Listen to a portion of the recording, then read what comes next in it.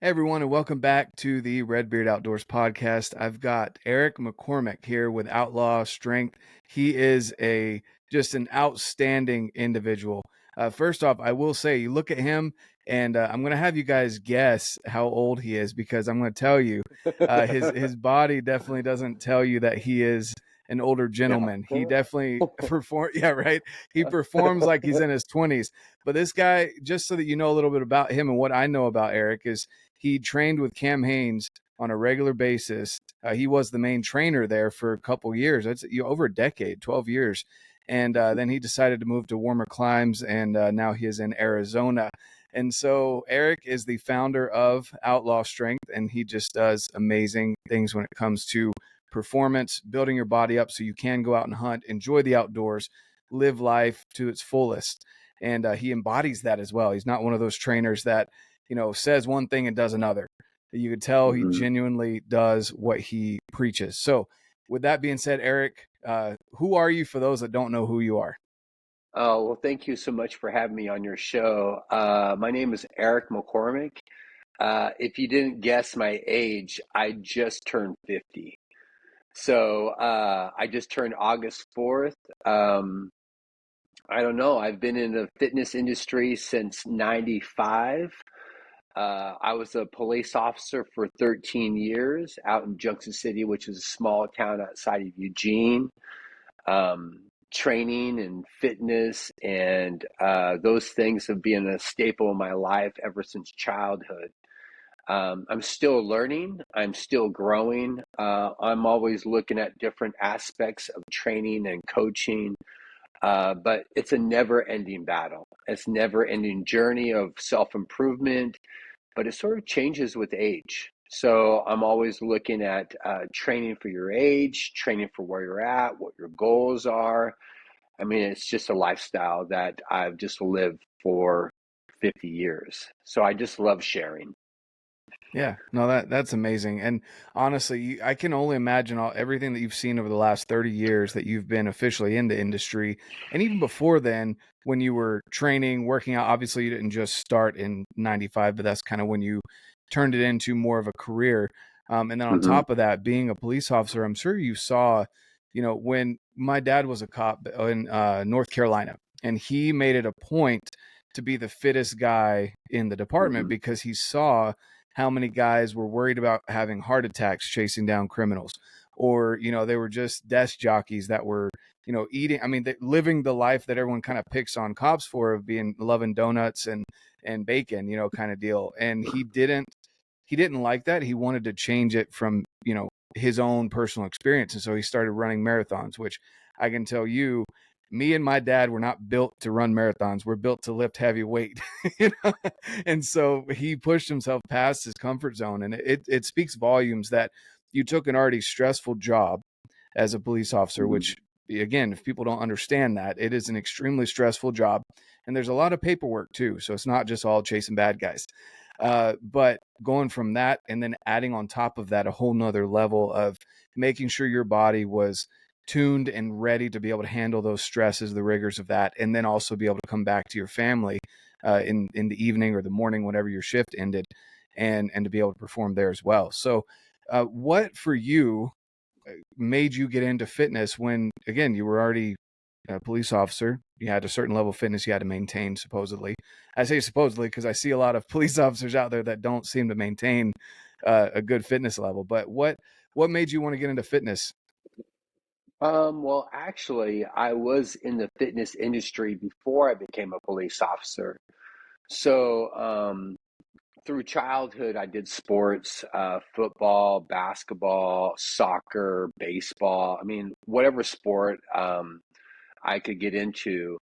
But then after high school, I really didn't know what I was going to be doing, and I love sports. I was a pretty good athlete, so that's where I got into personal training.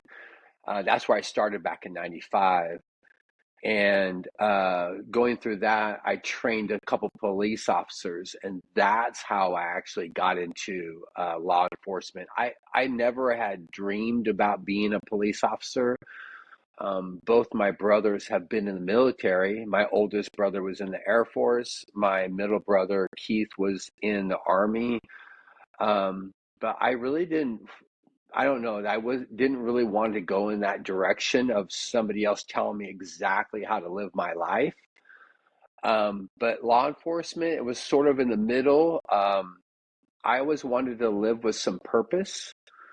And man, being a law enforcement, you're protecting life and freedom and on a day-to-day basis. And man, talk about a rewarding job, having purpose. I mean, you're a street soldier every single day. Counselor, street soldier. You're seeing the worst of the worst every single day. And I worked for a very small agency. We only had like 10 to 11 police officers. So you had to be very self-efficient. You didn't have somebody else to really coach you along the way. So you had to be a detective, counselor. I mean, whatever was thrown at you in that day, you had to be able to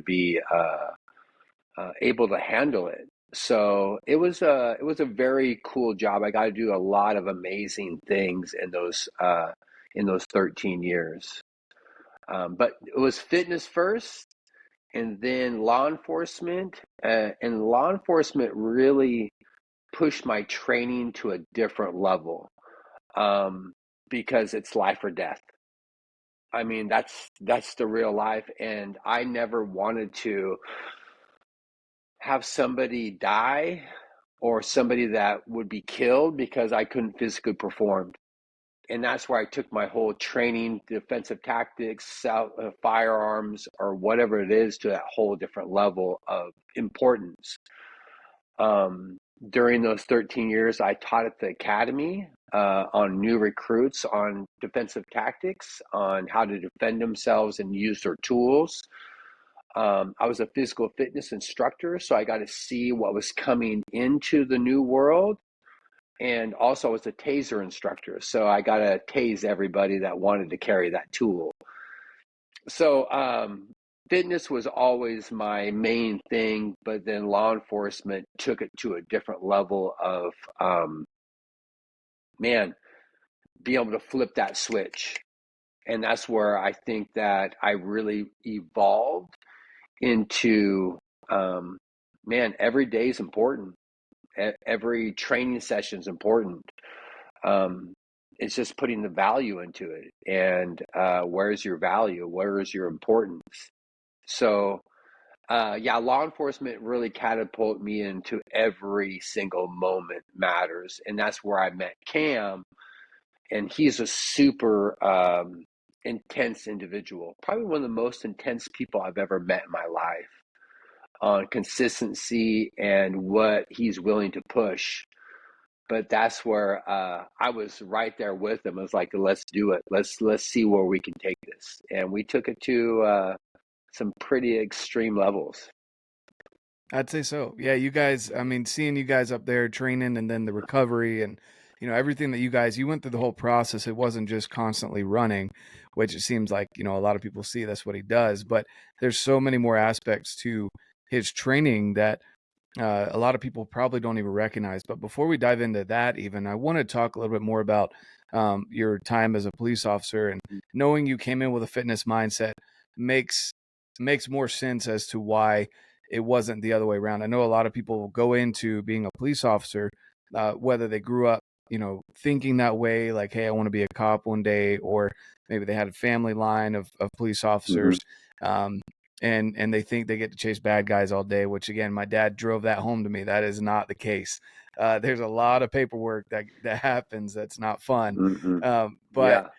But I did want to ask you, why do you think that, knowing, because you took that perspective of it's life or death, and it's not even just your life or death, it's life or death for other individuals, Mm-hmm. which there's so many experiences that make it hard, I can imagine, for you as a police officer in that area that you live, to even go out in public. And it's hard for you to know that people in your community are capable of some of the things that you have to deal with as a police officer. And taking that and continuing with your physical journey, why do you think that other people don't step up their training in the same way? Why do they sometimes take it the other way, where the stress affects them to the point where Hmm. they embrace food or whatever it is to comfort them rather Alcohol. than Yeah. alcohol? That's another big one. Yeah, Yeah. to cope with Huge. things. Hmm. Why do you think that is? Well, a little bit more background in me. I didn't have a very good childhood growing up. Um, my mom and dad separated, and my mom, she didn't choose men very well. And my dad actually went to prison for 6 years for growing marijuana. Um, so I really didn't have a very good, stable childhood. And exercise has always been sort of my therapy. I never really wanted to be home because I had drugs, I had things at home, alcohol, all those things. So fitness has always been sort of my coping mechanism as a child. And I just continued that on through, I mean, my dad got thrown in prison when I was in high school and I was living with him. And so I was homeless. I really didn't have anywhere to stay. So I had to stay with friends my junior and senior year. So I had to really turn into survival mode at a very, young age, 17 years old. I was on my own. And I just think that was sort of like embedded into me. Um, Through law enforcement, man, you're dealing with, you think of the bad guys. I've met some evil people in my life. I've seen horrible things, but it's the counseling. It's the hardship that you're going into someone's worst day, loved ones dying, accidents, or whatever trauma it is, and you're trying to help that person through their worst moment of the day. And you take that home with you. And when I started back in '98. Counseling wasn't really an option. We didn't have counselors. So you just had to suck it up. You just had to suck it up. And I don't know if you've ever had anybody die in your arms. I've had 8 people die in my arms. And it's a terrible thing. Not just the person, but the family, the loved ones, the people that are associated with you. I don't know. And I really care about people. And when you really care about people, it really impacts you. So going to alcohol, going to trying to forget, that's real. I mean, and I think some of the things of like military, I mean, every single day we have, 7 people kill themselves that are part of the military. And law enforcement, I think it's one every 3 days or every 2 days. But the difference is that with military, you have combat situations and then you have a break of 6, 7 months. So you have sort of a decompression time. As law enforcement, you never have that option. It's every day is a new version. You show up, you do your job. So there's never a time to really process of the shit that you just went through. Sorry for my language, but what you're going through. So Yeah. resorting to alcoholism or shutting off. I mean, those are, realistic things. So that's where we just want to be real and get counseling, get help. I'm doing more mental therapy now of the trauma that I went through through those 13 years. But Yeah. it's just being human. And I think that we sort of put up this strong brace of being a man that we can't be real, can't be emotional, but man, that's not real. If you have a family, if you have children, you can't be disconnected. Yeah. It definitely boils So, over and it carries home. That's for sure. oh, Um, guaranteed. I mean, you saw it through your father, yeah. right? Yeah. Yep. I And mean, he was, it's he was an amazing father. And he did everything that he could to make sure that we were always taken care of. But there's things that I would see in him, that we wouldn't go to certain places or we wouldn't do certain things because he knew that there was potential danger there. Yeah. And you know, as an adult now, we've talked about it and kind of talked through some things. But he definitely went to counseling, and he definitely made sure to take care of it that way because um, he knew that it could affect the home life. Oh, of course.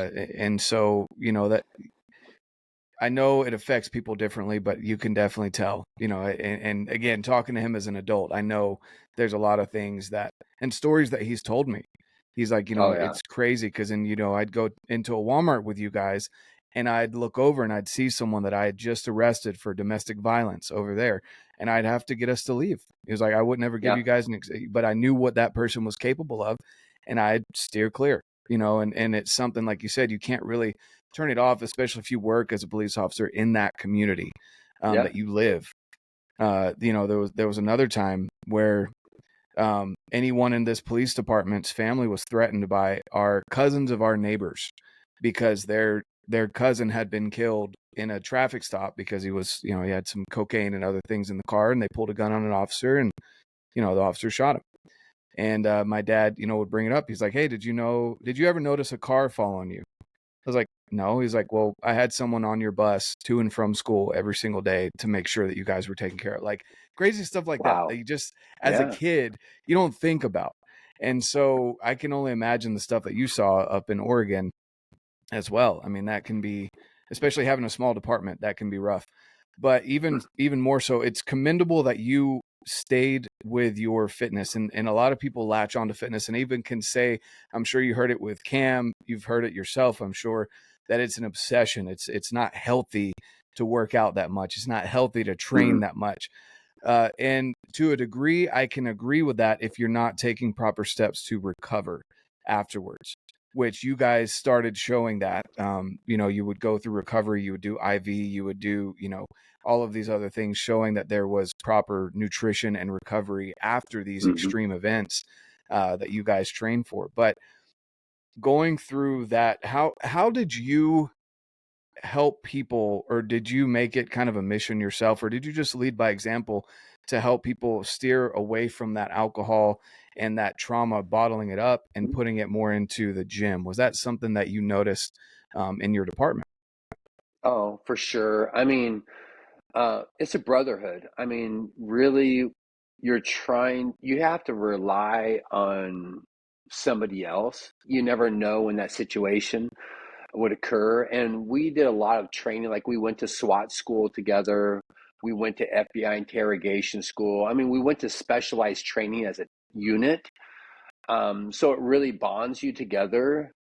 But I don't know, you just sort of got to lead by what works for you. And I don't know, me being excessive about it, I'd shoot my handgun every week. I had like a routine that I would make disciplined, and people would be contagious to that. I mean, and if you are super physically fit and you mean business and you're there to do your job, and that's why I took it. It was like the most extreme important job on the planet, and I took it very seriously. And I think that people sort of would want to follow along that because they knew that if I showed up, I would be able to perform, and I would be there for them. I would take a bullet for somebody else.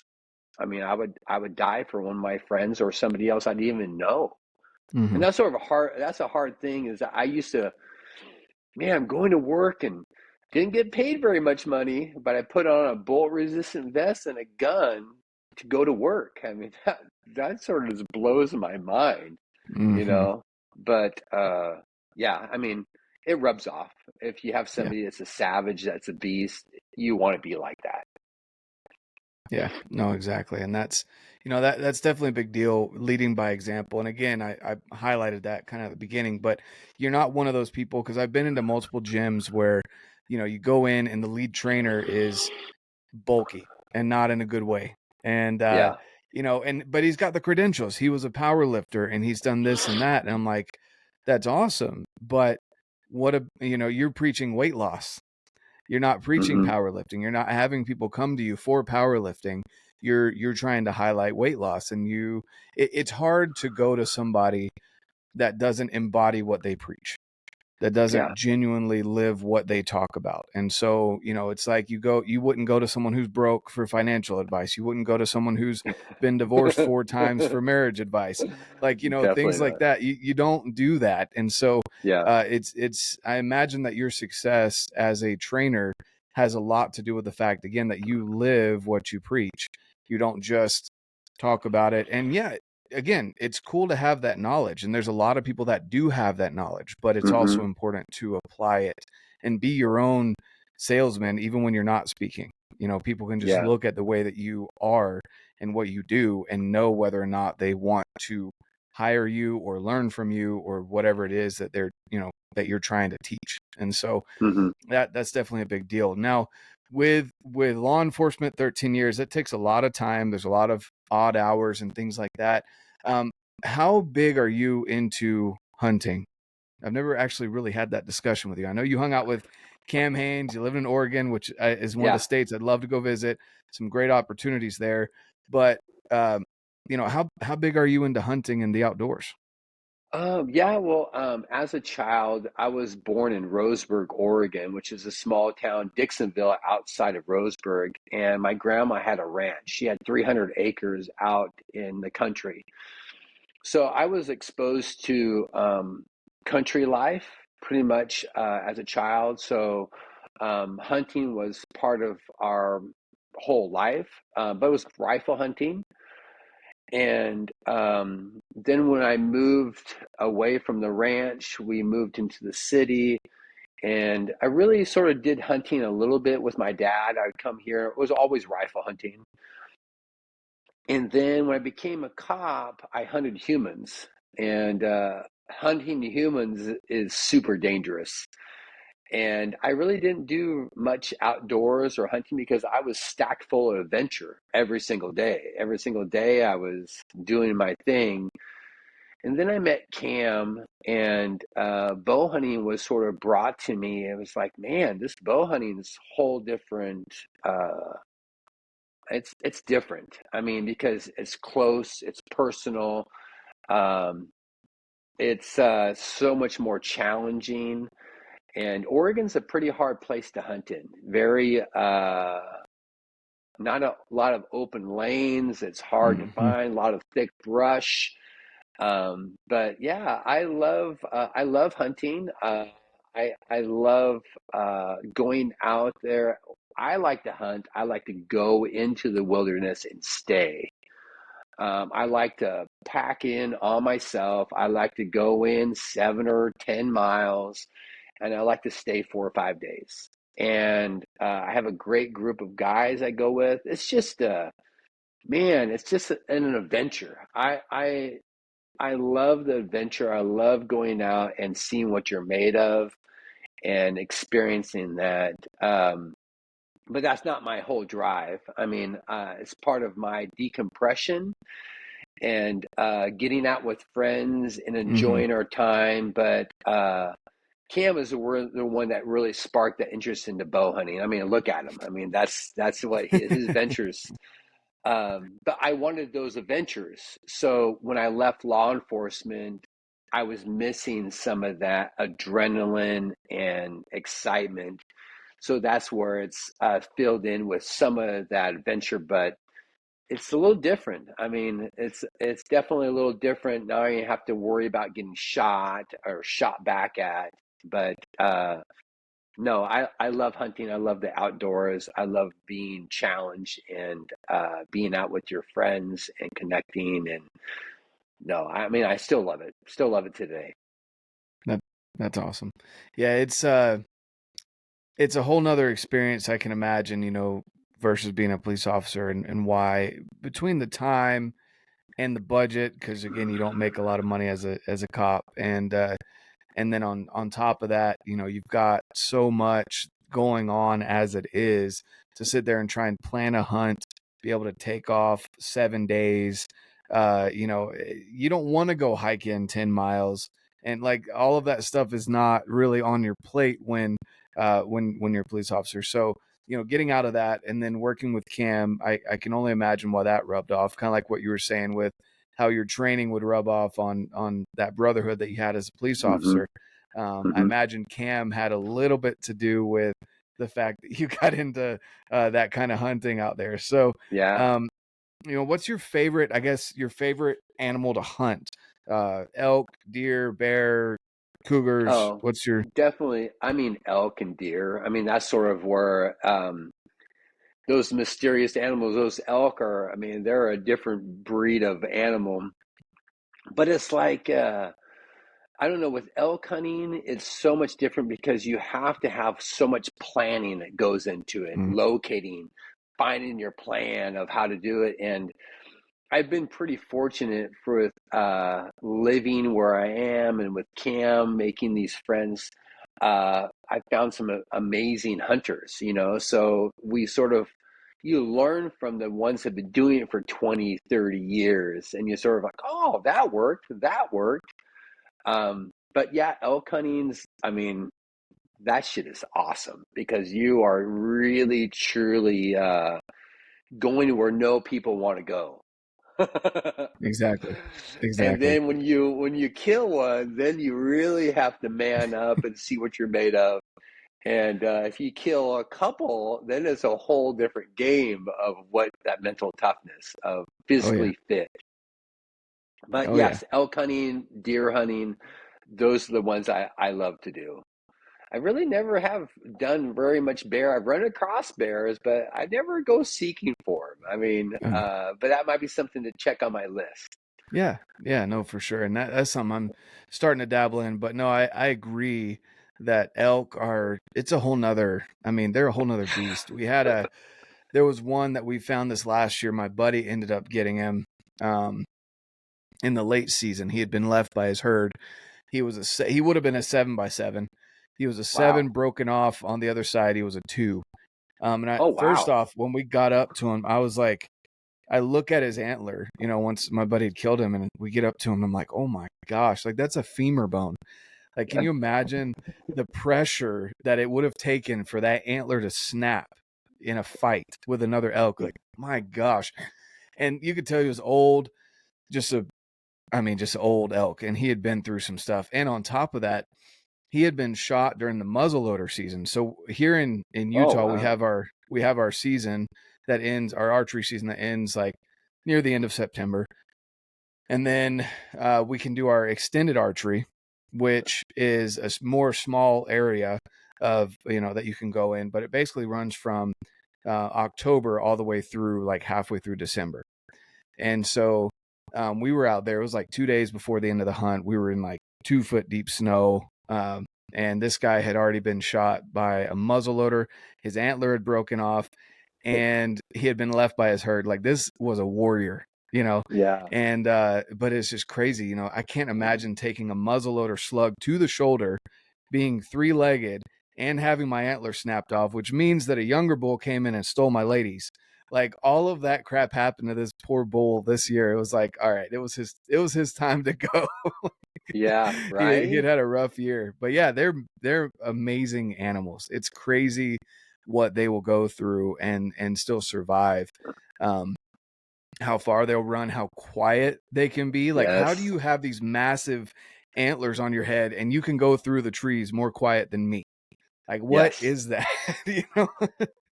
An amazing animal. And if you get to Mhm. experience that, most people have never seen an elk in their natural habitat. And just being able to be in that herd and actually be able to experience the rut of when they're yelling and screaming of how powerful they are, it's bone chilling. Oh I yeah, mean, it's I wish you could get more of that, you know. yeah. you, Well, you can that's only why we're get addicted to it, right? right. You get that one hit, every once in a while when you Oh, get to hear that scream of a bugle. It's like, oh man, all right, this is why I'm why are here. my legs shaking? I can't stop my legs Yeah. shaking, Right. you know? And no, Uh, it's a different kind of adrenaline rush, especially if you've been within 10, 20 feet mm, of a bull that's you can't explain it. It's you have to experience it once in your lifetime. mhm, mhm. Yeah, and that chest rattle too. When you get those deep Oh, bugles, I'll always remember. So there was one. I mean, I'd been out for I don't know 4 or 5 days. I'd seen some, hadn't really heard anything, Utah elk, especially the general season areas, are known for being quiet because they're very hunted. Pressure. So much Yeah, pressure. and what I realize is they do kind of this low. They'll do the low growl or chuckle, but they won't full on bugle unless it's nighttime. And so, but this one, I don't know what was going on. It must have been heating up in the rut or something. But I let out a locator, and then I mean, he was probably 200 yards away from me, but even then, like his bugle just rattled my chest, and I was like, oh, like that. I could just, oh man, that feeling was just outstanding. So yeah, anyone that hasn't gone out and chased elk, like YouTube videos can't do it justice. Like you No. have to experience it in person. It can't capture. There's just these certain notes that you get, um, or even one that's growling at you, Yes. when you're close, and it just wants to check who you are and doesn't want to full on bugle. Like those experiences are just, I love mule deer. They're awesome, but you can't get that from a mule deer. No. You just can't. No. So No. yeah. And mostly deer, it's just like you just walk up on them. It's like, oh Mm. crap, there's a buck, you know, which is Exactly. exciting, but it's not like you have a plan, a Yeah. plan of like, oh, there's the bull. Let's figure out how to get that bull down. So, I Hmm. mean, I love both aspects, the surprise, but also the plan. Yeah. Well, I was telling someone the other day, I don't know if you've ever been out east and seen like the southeastern whitetails, or they're basically big dogs. I mean, they're not that big. They're bigger than a Coues deer, but they're really not that big. And that's what I grew up seeing. And then when I came out to Utah, the first time I saw a mule deer, even before I Like, was into Jesus. hunting. Yeah, like we were walking around on the campus at night. We had some frozen yogurt or something. We were on a date, and we turned the corner, and I looked. I was like, "Who left their freaking? Wait, that's not a horse. Like, there's antlers on that one. What the heck? These things are Right? huge." And yeah, it's quite the experience. But yeah, there's nothing like an elk, man, especially when you're up Mm, close and you hear them, or even just seeing how they can maneuver through yes, stuff is just, man, they're majestic. And to think they that they are. used to be plains animals, that they used to just roam around where we're now living, and they've been pushed up in the mountains. Like to think that they were just out and about. I just can't. Stuff like that gets me excited to think about being back in the exploring days when you'd go out and like you see these massive elk fighting in the middle of, like all of that stuff. I can't imagine Yeah. what they were thinking when they first came across them. But anyway, kind of went off on an elk tangent there. No, no, no. It's So, totally good. Because so when I would go out to the Eagle Caps where Cam would originally go mm, hunting, and I mean, that's legit wilderness. You have bears, you have wolves. I mean, it's like it's legit. When you go mhm, in there, you don't know what you're going to expect, and those kinds of adventures. I mean, it's that's what you sign up for, is doing some epic stuff. exactly, exactly. Yeah, it's awesome.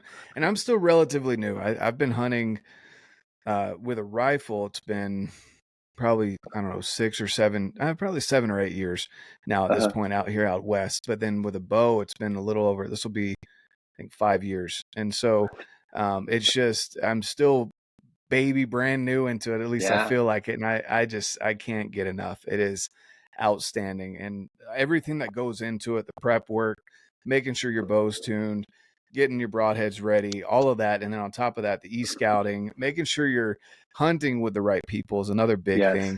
All of the stuff that goes into it is just it's a whole nother deal. So but going back to kind of the training aspect. So you are a hunter, but that is not the only reason why you train. And this was a big deal Mm-hmm. for me. Why I wanted to have you on the podcast was to talk a little bit more about what is your ideology, your thought process behind fitness and training, that has kept you going. Because people go in spurts. There's very rare and few individuals that will consistently be in shape for an extreme amount of time. I mean, I say extreme, more than 10 years. Mm-hmm. Most people go in couple year cycles. And I'm Yeah. wondering what has kept you going through all the different transitions of your life to where you just hit 50, and you're more jacked than most 20-year-olds or 30-year-olds I know. Well, it's life. I mean, that's the way I look at it. It's you're training for life.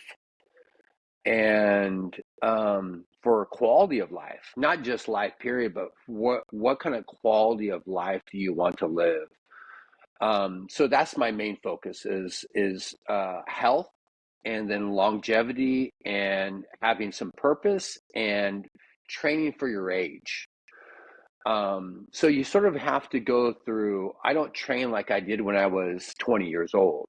When I was 20 years old, um, mostly trying to be as strong as you possibly can, lift as much heavy as weight, trying to build as much muscle as you possibly can.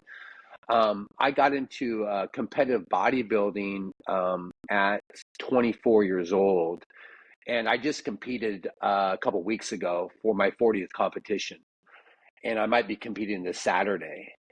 Um, so with that, it's sort of like training for your age. So when I was 20, strength, performance, maybe explosiveness. When you're in your 30s, it was more into law enforcement, those things. 40s, now I'm trying to keep my body together. 50 years old, I'm trying not to put on as much weight, keep my heart healthy, keep my organs healthy, keep my body mobile, flexibility, mobility. It's sort of like a big circle. When you first started training, it's all about sports, right? How do you move? How do you jump? How do you do those things?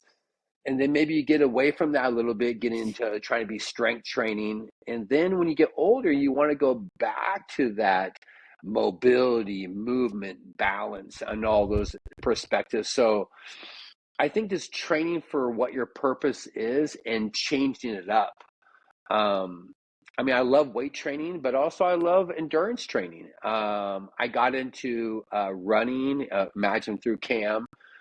Um, did some running, some ultras, some marathons. I like cycling. I did not Ironman. I did a triathlon one time just to see what you're capable of. I love endurance training because it really tests your spirit and your mind over a long duration of time. But weight training, it gets you there quick. You can get to that failure, because I believe in is how many times can you fail? Most people don't train to failure, and I try to train to failure.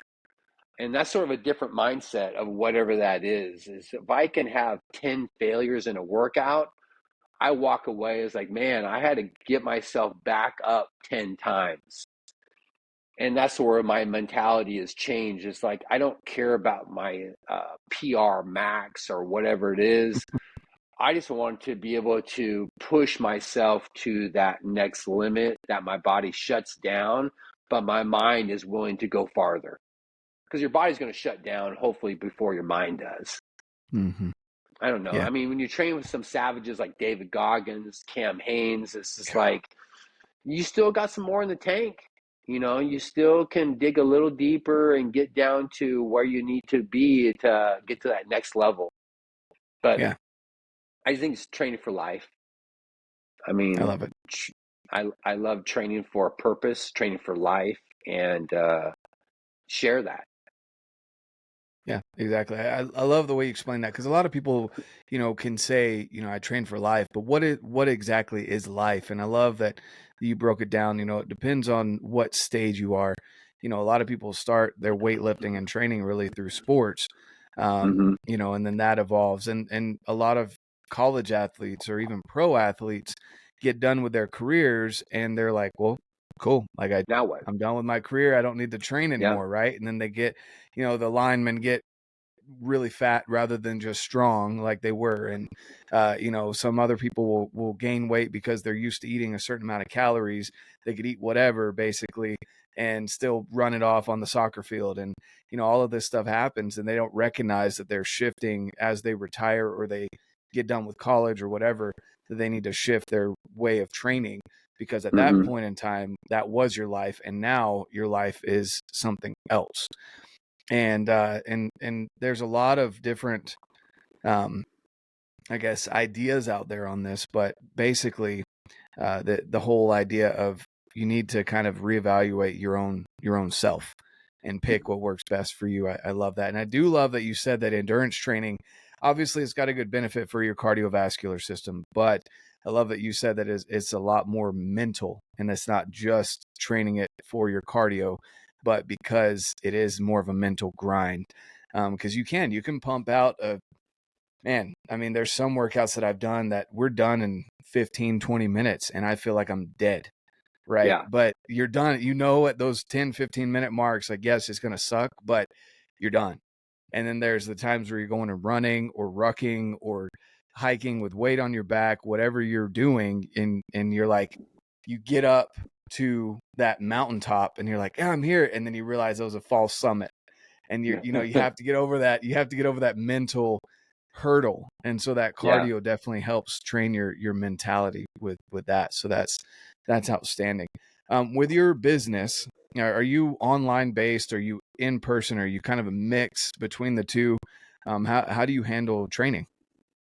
I mean, I think that I'm sort of at the point now I'm more of a consultant. I really like to give guidance because there's just so much fog out there in the world of people really where to get started and how to find a balance.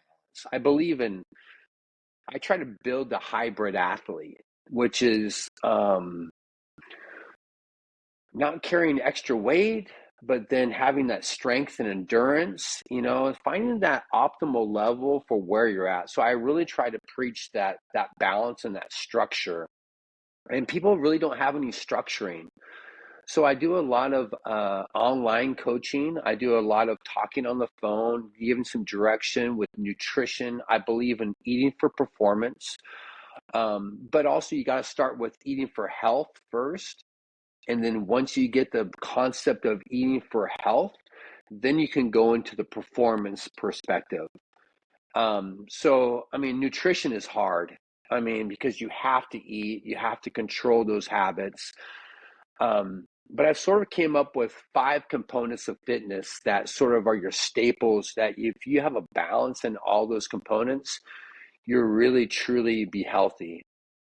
The first is your team. Who do you surround yourself? Doctors, coaches, loved ones, training partners, whoever that you need to submerge yourself in that's going to get you to that next level. So team is number one. The second is your fuel. Your body is a machine. It's constantly burning calories 24/7. And most people are doing like this fasting or starvation or extremes. And it really comes down to it's giving your body what it needs to function at the right time. So I eat to train. I eat to have great workouts and to keep my metabolism running, keep my body running. So I'm a true believer in knowing what my output is and knowing what my input is. Um, and most people have no idea how many calories their body's burning. Most people don't have any idea of how many calories they're consuming. Most people don't know what their body fat percentage. Most people don't know what their visceral fat is around their fat around their organs. And I try to build a plan that will get you to the optimal level. For men, I recommend being from 12 to 14% body fat. Women, somewhere around 18 to 20. But if you don't know where your body fat percentage is, most people are in the 30s. Most people are obese through standards. They're comfortable eating and they have no idea. So nutrition is king. So you got your team, you got your fuel, and then you have your motor, which is your heart and your cardiovascular training. Most people don't know what their resting heart rate is. No, most people don't know what their heart is doing during exercise. And I think that's the huge thing that you need to know is what is your resting heart rate and how can we make your heart more efficient? Mm-hmm. You think of somebody that has an athlete has a resting heart rate of 60 beats per minute. That's still 33 million beats in a year. If I can reduce your heart rate by a couple beats per minute, I'm going to prolong your life. And that's where heart health is huge. And most people Mm-hmm. have no idea about that. So you got your team, you got your fuel, you got your motor, and then you have your armor. which is the skeletal structure, the weight training, the bone density, all those things of keeping your body up and mobile. So you're not in a wheelchair, you're able to function. And then the last is the recovery. How do you keep your body up and running, and finding that balance for ice therapy, hydration, nutrition, all those aspects. So that's where those 5 components, if you have a little balance in all of those, you're really going to build a foundation to truly be healthy and be able to see your progress and your performance. Yep. No, that's awesome. That's sort of the gist. Those Yeah, 5 yeah. components of fitness. No, I really like that. That's a great way to break it down, and all of those things are really really intriguing. What would you say as far as a resting heart rate goes? What's the average rest? What would you say a good resting heart rate is for someone that would, I don't know, maybe is a hunter and trains for other things like, you know, hiking, backpacking, stuff like that. But what is there a set number that you look for, or is it just you find their baseline and try and improve that? Yeah, I mean, that's where everybody's a little different. You know, your heart is the most important muscle in your body. So that's where I would go out and tell everybody, go get a fitness Mm-hmm. tracker, Garmin, Fitbit, whatever that is. And it's not going to be exact, but it's going to put you in the ballpark figure. Mm-hmm. So, I mean, I always try to get the people to somewhere be in the 60s, 50s. Mm-hmm. I mean, Cam was in the 40s. I mean, Yeah. but the lighter you are, the less function that heart has to do. So Mm-hmm. when I was really into competitive bodybuilding, I used to be 240 pounds. Wow. Right now I'm around 190. So I took a lot of that extra muscle away. So my heart doesn't work as hard.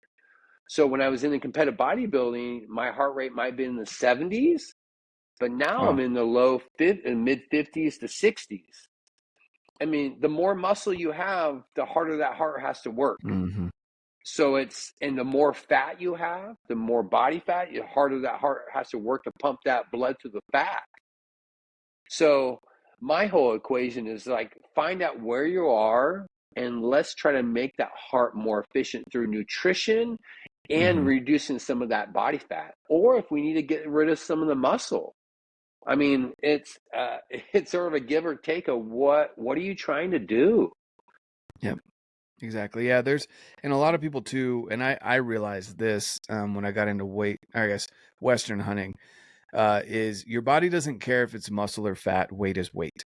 And if you Weight is can weight. cut, you know, if you can cut some of that weight out, even if it is that you need to maybe not lift so heavy or such high volume or whatever, train your muscles to be more functional over, Mm-hmm. you know, strong, like where you're saying shifting from your 20s to 30s and et cetera and beyond.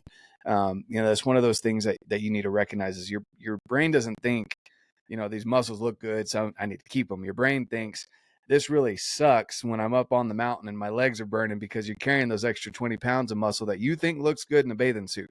You know, like Mm-hmm. Yeah. that's not Yeah. how your body works, you know, naturally. So it is definitely all based on kind of what your performance that you're looking for. Mm-hmm. And so that, you know, I can definitely see that being, I love that you tailor it to each individual. You don't have like a set thing that you're necessarily looking for Mm. as far as No. numbers. You just want to help them get to a certain point that Yes. they want. And that's Yes. that's also that speaks to kind of how you train and who you are. You don't really have that cookie cutter mentality. You're more of, how can I help you better? Let me listen to what Mm-hmm. your plans are, etc. So that's really awesome. I think It's that's really cool. self-improvement. I mean, it really Hmm. comes down to it. And when the cool thing is that we just did this run, lift, shoot experience in Hmm. Oregon with Cam and Mountain Ops. And we had like 50 people fly in from all around the world. Even somebody from Australia came in Wow. to train with us and to experience. And the thing that really surprised me was 90% of the people that were there for self-improvement. They weren't there for bow hunting. They weren't really there to figure out how to be a better hunter. They want to be a better human. They want to be a better person. So that was really eye-opening for me.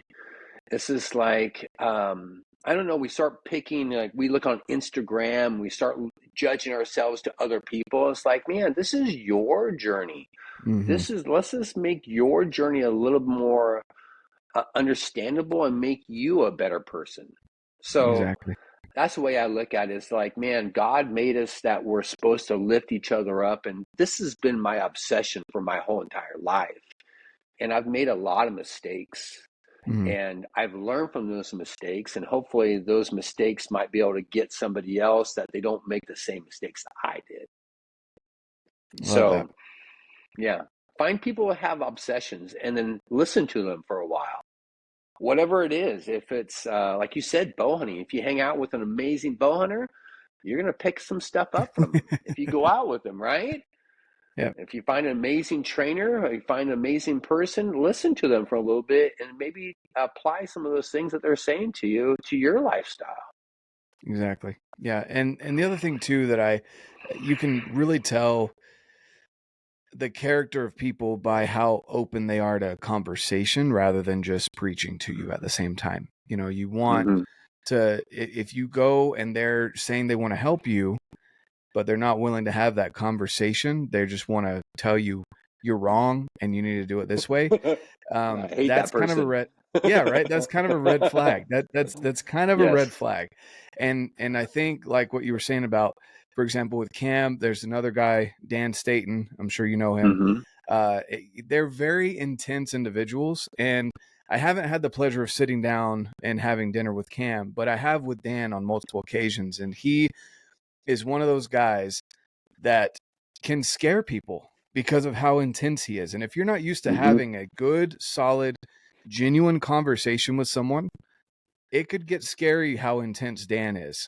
And Yeah. he'll sit there and when he asks you a question, he will like you can just tell he's staring through your soul trying to get that answer. He wants to know Mm-hmm. he's sucking dry every little word that comes out of your mouth.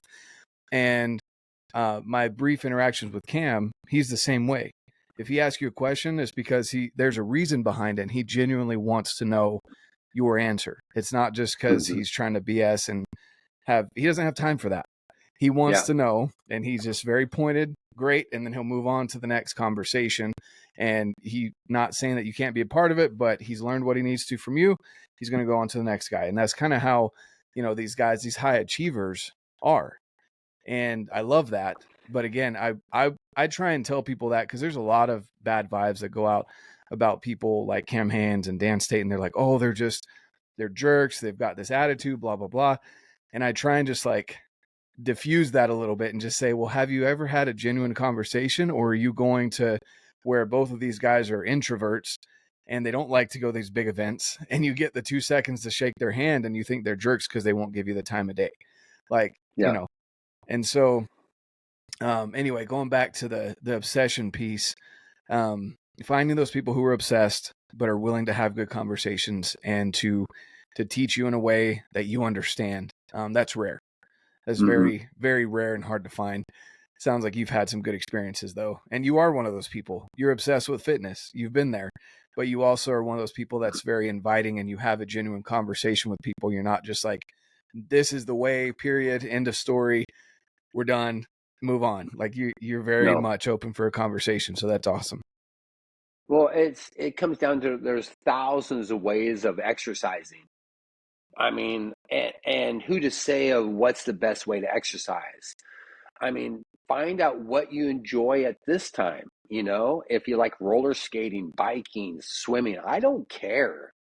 I mean, I really don't care what you're into. I just want you doing something and I want to make it better. I want to make you thrive in whatever you enjoy to do. But it comes down to it's all, what do you put into the body and what do you ask of the body? And it's finding some balance. And with Cam and these extremes, and they're total extremes. I mean, anybody that's going to run 250 miles in 3 days, it's in a different extreme level, but you can still help that individual if some pieces. And that's where I thought my job was. It wasn't so much just to work out with him. It's like, how can I help Cam Hanes be a better person and an athlete? So that's where, when we first started working out, it was just the grind. But then later on, that's where I implemented the IVs, finding some Mm-hmm. acupuncturists, finding some manual therapists, finding some people that are gifted in other areas. And then I bring them and introduce them to Cam. It's like, hey, check this person out. This is Mm-hmm. amazing. We should apply some of this. And that's why he's, what, 55 years old and still able to function the way he is, Yep. you know? Exactly. Exactly. And always looking to improve too. I mean, Mm-hmm. he's not at a plateau. You know, he's not No. just stuck where he's at. He's trying to get better and find, and as, new information comes out, the cold therapy, the massage gun, the acupuncture, the IVs, applying all of that on top of good nutrition. He definitely Mm-hmm. talks a lot about that as well. So just to kind of wrap And it up bringing here. these people in, also bringing all these people in and asking them how they think. Mm, The mindset of not just the training and all the techniques, but how does your mind work? How yep. how does that whole connection work? And that's where I think his great show is, like, he's really branching out of the mind, body, Mhm. spirit connection, Yep. which I think we need to Exactly. get to now. We need to get to that next level of mind, body, and spirit. How do we make those all thrive together? Exactly. Exactly. So yeah, and with that as well, applying a kind of a holistic, not in like the voodoo sense, but like a Yeah. holistic as far as like nutrition and these therapies and this therapy and still putting in the work. Um, with that being said, with nutrition, what's kind of you said you eat for performance. Um, Mm-hmm. are you more on the road of like eat a certain amount of protein, focus on protein calories? Because you did mention, calories intake and also what you're putting out, what your body uses on a regular basis, which I'm assuming you recommend people track things. You don't just Mm-hmm. eat intuitively. No, That don't eat for intuitively. feeling. Yeah, I don't believe in that intuitive, but that's what gets people in trouble. Because I intuitively want two pizzas, like, Yeah.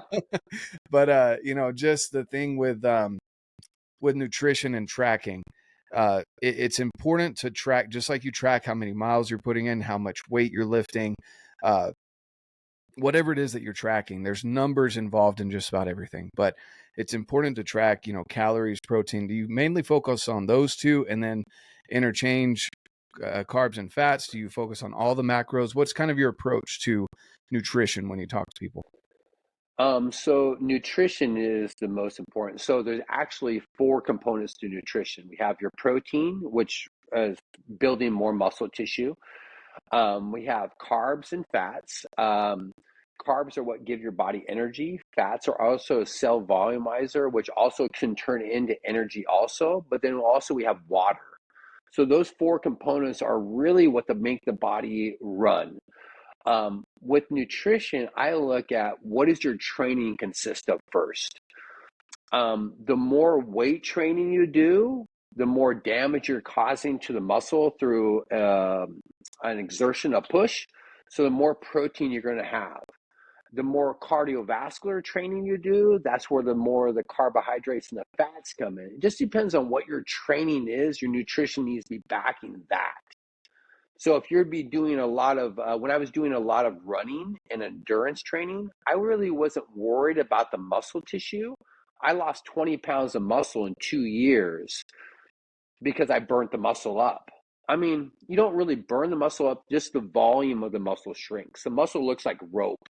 So you're just shrinking the volume. But if you're doing endurance training, you don't want to be packing around a lot of muscle.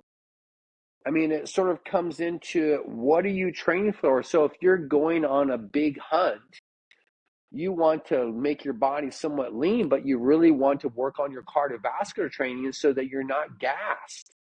So it's training for what your specific goal is. So right Yeah. now I'm trying to get ready for a bodybuilding show. So I don't want to lose any muscle. So my protein source, I'm eating over 400 grams of protein a day because I Wow. can't lose any muscle. Half of that's from supplementation, because Hmm. supplementation fills in the gaps. Supplements are designed for athletes. So I'm a huge believer in supplementation because you're not going to get the nutritional sounds from just solid food. And that's where supplements come in. You don't want to eat 400 grams of protein and steak and chicken? Come You on. can't. You can't do that digestion. And so it comes down to digestion. It comes down finding the right foods that react best for your body at Hmm. your age. So with supplementation, I can implement 200 grams of protein through a liquid base Hmm. and it's easy for my body to absorb. So it comes down to absorption. How does your body function? How does it work with certain carbohydrates?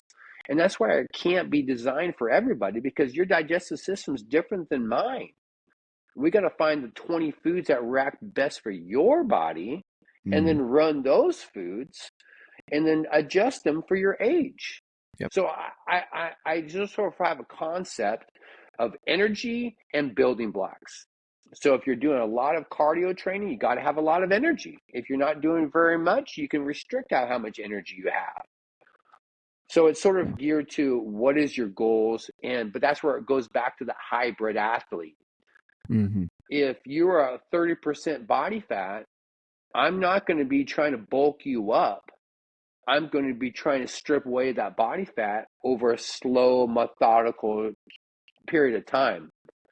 It's not extremes. If you ever try Hmm. to starve yourself, do the fasting for 12 hours and try to work out after 12 hours of not eating, see how your performance, see what your heart does. You know what I mean? Your heart's going to spike and it's not going to be able to perform because you have no fuel for your heart. So, I mean, you got to use some common sense. Hmm. And then use some of this technology to really back what you're saying. And I Yep. don't guess anymore. I really use the fitness trackers. I use the DEXA scan to monitor my muscle and my body fat. It's the most accurate way. And I don't go off of feeling. I go off of Hmm. what my performance is. I like it. No, that's awesome. And that's cool that you tailor it that way as well. So if with that being said, where do you still take on clients, or you said you're more of a Yeah, I'm consultation? always here to help, brother. Okay. It really comes down to if you're struggling, if you need a little guidance or somebody to bounce ideas off of, that's Mm. where I sort of think my direction is. The one-on-ones, the personal training, it's great, but really people need some coaching. They need some Yep. guidance, and that's where I really sort of I work with people all around the world on some structuring and guidance. And that's I like it. really what it comes down to. If I can help you just get 5 to 7% better, but actually show you that you're improving, then I'm doing my service. Perfect. Oh, that's awesome. So with that, where I guess first off, what do you want to leave with people? Maybe something we haven't brought up, something that you'd like to say here to wrap it up. Well, I just want to say I love you, I care about you, and I want to help you on your fitness journey. Um, I don't know it all, but I do have a good foundation and I've learned from a lot of mistakes. And I've worked with all athletes from quadriplegics to extreme professional athletes. So, I can work with somebody in the spectrum. So, I care, let's work. That's sort of like what my thing is. I really want to be able to share my passion and give guidance and help as many people as I can. And That's just awesome. like this podcast, this is where hopefully this might spark somebody's interest. Is like, man, maybe I should look a little bit more into my health. Maybe I should look a little bit more. And I just want to be a reference guide for people, give them some direction. And it's not extremes. It's Mm-mm. finding a balance in your life that's obtainable. I've been doing this for freaking my whole entire life and I'm consistent. And that's where consistency will get you there. Same thing with Cam. He's consistent. And if you really want to build that top level, you got to be consistent over a duration of time. It's not Yep. push and go, push and go. You got to be consistent. I love that. That's awesome. I appreciate that. And where could people find you then if they're looking to reach out or want to talk to you a little bit more about training and fitness, nutrition? Where can people find you? You can go to my website, outlawstrength.net, or look me up on Instagram, Outlaw Strength, and you know where I am. I mean, if you guys, you'll find me. Just come find me, send me a message, and let's talk. I would love to help Perfect. anybody, any of your listeners, any of your followers, any of your friends. I mean, I love this. I love this profession. I love helping people, and God gave me a passion. God gave me a drive, and I want to make a purpose. I want to make an impact, and through friends and families, and that's what I want. That's my whole mission. Perfect. No, that's awesome.